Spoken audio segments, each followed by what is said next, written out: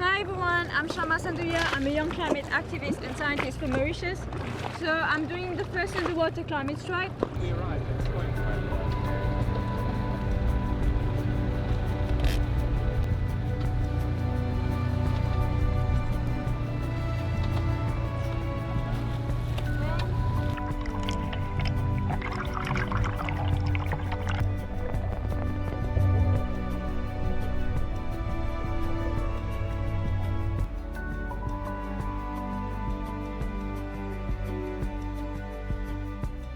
The ocean covers like a huge part of the planet, and I think that there is a lot of life in the ocean that we don't know and that exists, which is magical, and I think that they shouldn't be suffering because of the decisions that other people are making.